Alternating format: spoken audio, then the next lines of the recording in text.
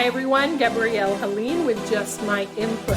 Today we're going to learn how to replace the hinges on your cabinet doors. Either it be your bathroom or your kitchen cabinet, you can put soft close hinges.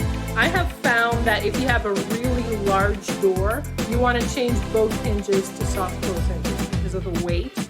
But if your door is not really big, you can put one soft close hinge and the other one can just be the normal hinge. This is actually a lot easier than people think. All you need to do is you remove the screw that's right there in the middle. You can see it there at the bottom. Then I'm going to show it up top. You just remove the screws and that will remove the cabinet door. Then you place it on a flat surface. And here you just unscrew. There's 2 screws per hinges. So there you go. There's where the screws are, and you just remove those. It's really easy. You just pop them right out. I'm going to show a demonstration here how to do that.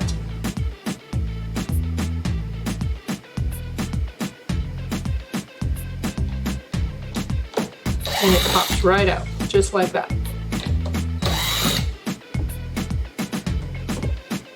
It makes such a big difference to have soft close hinges, so even if you put it on your existing cabinet doors, it's awesome. So here I remove the second one. And then if your doors are made like this, if you see the holes are round like that, those hinges will probably fit your door.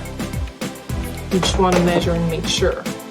Here are this is the final product. So I went ahead and I put in a soft close hinge, that one right there. And that's a smaller door, and the other one is a regular hinge. So here, if you flip it up, you can see how it slowly closes.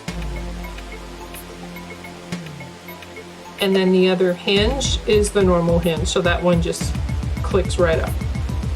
But that makes all the difference in the world. When I shut my door, it just very slowly shuts because that's a very small door. But I painted my cabinets, I broke the middle out, and then you can see here what it looks like.